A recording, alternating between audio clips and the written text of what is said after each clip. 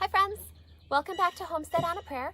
If you're new here, my name's Jennifer, and today is all about peppers. So you can see here I have my tray of pepper seedlings that I've started, and today we're going to be starting basically an experiment that I'm going to be doing this season, which is topping some of my pepper plants. So you see this plant here.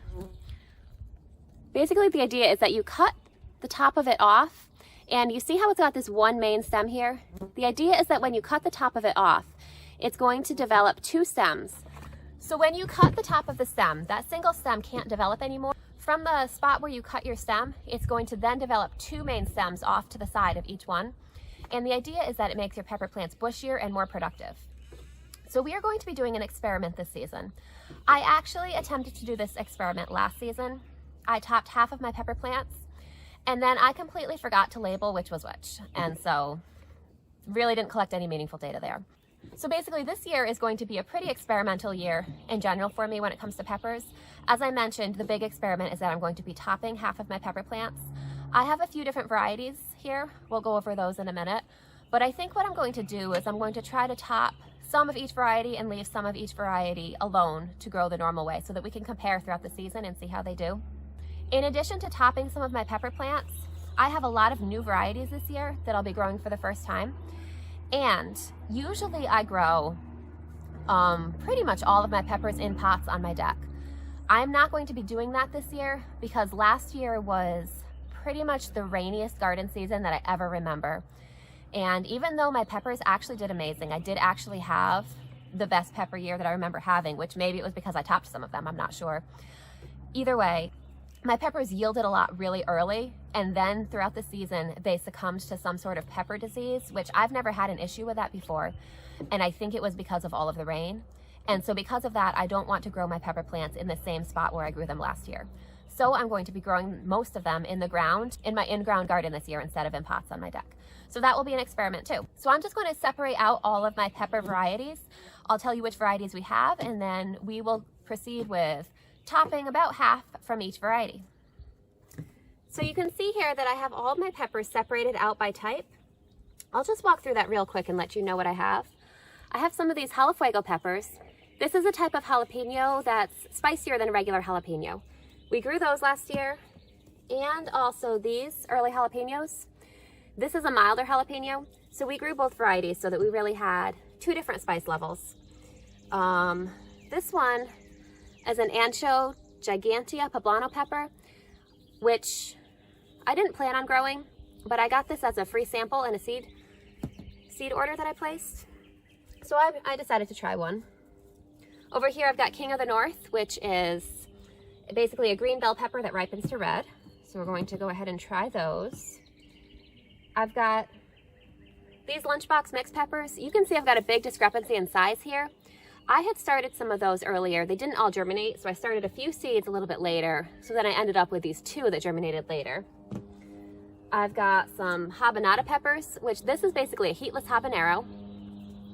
And actually, I think every variety I've mentioned so far is new to me, except for the jalapeño and the early jalapeno. This one, I'm not sure if I'm going to pronounce it right. This one is called Lesia. This is a new pepper from Baker Creek this year, which looked really interesting. So I'm trying that out. And let's see, and shishito peppers. I've got some of these as well. These are supposed to be, I've never tried these before, but they're really popular now. And they're supposed to be a sweet pepper with an occasional one that's a little bit spicy. Those are all the peppers I started from seed. So yesterday I went to a nursery and I got these two golden bell peppers because for bell peppers I only have the green and red ones. I had some orange bell pepper seeds that did not germinate, so that's actually what I was looking for, but they didn't have them anywhere that I went, and so I got these golden bell peppers, which look really good. I got two of these from the nursery, so I think I'm going to try topping one and not topping the other, and we'll compare as the season goes on. And then the last variety I have is this cayenne pepper, which I also got from a nursery yesterday. I had tried to start my own cayenne peppers from seeds. My seeds were a few years old and they didn't germinate. So I went ahead and bought one plant from the nursery. So you can see this looks like a nice, beautiful plant. This is long red slim cayenne. So hopefully that will do well along with my other peppers this year. So as I mentioned, I'm not an expert in topping bell peppers. Last year was the first year that I did it, and I did not do very well with the record keeping. But I'm just going to show you how we do it. We'll start with one of these nursery bell peppers here. So you're going to need a pair of thin scissors. And let's see. So you're just gonna try to go in here. Let's see. You wanna kind of go above the last set of true leaves that you can really get to. And you want to, I think I can actually do this with my fingernail. Just pinch off the top there. So see how we've taken off the top. We have this set of leaves right here. So what's going to happen is right above this part that I've cut, or I should say right to the sides of it, there should be two main stems that now develop off of that. So I will keep you posted on that. This is our other golden bell from the same nursery. We're going to leave this one alone and we're going to compare. So what I'm going to do right now, I'm going to make a mark on the tag. I'm just going to add a little T onto this tag to show that we topped it. And then I'll plant these with the tag so we can remember as the season goes on. So another thing you want to do, whether or not you decide to top your peppers, you want to go ahead and remove all buds that start before you have your peppers in the ground. If you can see on this early jalapeno here, you see it's starting to get buds there. Now that may seem like a good thing. It may seem like you're going to get an early harvest. And the reality is if you leave the bud, you might get an early harvest. But what's going to happen is your overall harvest is going to suffer for it, because your plant right now needs to be focusing on its root system. It needs to be focusing on growing leaves. And even when you first transplant it, you want it focusing on those things. What's going to happen is if it flowers and you allow it to flower and to start growing fruit, it's going to put a lot of its energy into producing that fruit. And then it's not going to put its energy into developing the really big, strong, healthy root system that it's going to need to produce for you over a long season. So even though it is tempting to leave those buds on, I will say I've given into temptation sometimes in the past and left them on, and I've always regretted it. Even if you get an early pepper or two, it's not worth it for the amount of production that you lose over the entire season. So I'm just going to go ahead and top about half of these peppers, and I'm going to remove the buds from all of them. I'll put you into a time lapse so that you can see me do that, and I'll meet you back here when we're done.